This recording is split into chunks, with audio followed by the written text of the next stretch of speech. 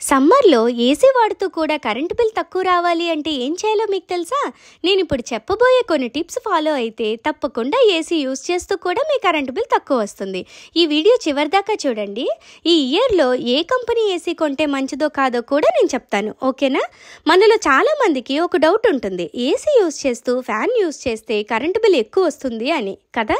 మీలో చాలామంది ఇలానే అనుకుంటున్నారు కదా, కానీ అదొక అపోహే అండి. మనలో చాలామంది ఏసీని 16-17 డిగ్రీస్లో పెట్టి రోజులో 8 అవర్స్ యూజ్ చేస్తూ ఉంటారు. ఇలా చేస్తే కరెంటు బిల్ చాలా ఎక్కువ వస్తుంది. అదే మీరు ఏసీని 24-26 డిగ్రీస్లో పెట్టుకొని ఫ్యాన్ స్పీడ్ 2లో అలా పెట్టుకున్నారనుకోండి, ఏసీ నుండి వచ్చే చల్లదనం ఫ్యాన్ గాలి వల్ల రూమ్ అంతా స్ప్రెడ్ అవుతుంది కాబట్టి రూమ్ ఎక్కువసేపు చల్లగా ఉంటుంది. అప్పుడు కరెంటు బిల్లు కూడా 12-20% తక్కువ వస్తుంది. ఎందుకంటే ఏసీ వాడుతూ ఫ్యాన్ వాడడం వల్ల ఏసీలో ఉండే కంప్రెసర్ పైన తక్కువ ప్రెజర్ పడుతుంది. సో ఈ కారణం వల్ల కరెంట్ బిల్ తక్కువ వస్తుంది. ఇది బ్యూరో ఆఫ్ ఎనర్జీ ఎఫిషియన్సీ వాళ్ళే డిక్లేర్ చేశారు. అండ్ అలానే ఏసీ కూడా నాన్ ఇన్వర్టర్ ఏసీ కంటే ఇన్వర్టర్ ఏసీయే తీసుకోండి.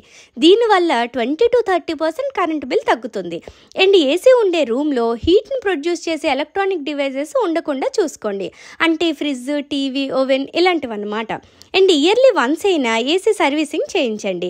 మెయిన్ ఏసీ ఫిల్టర్స్ని రెగ్యులర్గా క్లీన్ చేయండి అబ్బా. ఇది చాలామంది ఇగ్నోర్ చేస్తూ ఉంటారు. ఎందుకంటే ఆ ఫిల్టర్స్కి పట్టే దుమ్ము వల్ల ఆ ఫిల్టర్స్ని దాటుకొని ఏసీ కూలింగ్ బయటకు వచ్చి రూమ్ కూల్ అవ్వడానికి టైం పడుతుంది. అందుకే కరెంటు బిల్ పెరుగుతుంది. అందుకే ఇలాంటి టిప్స్ ఫాలో అవ్వడం వల్ల మన ఇంట్లో కరెంటు బిల్ని ఎంతో కొంత తగ్గించుకోవచ్చు.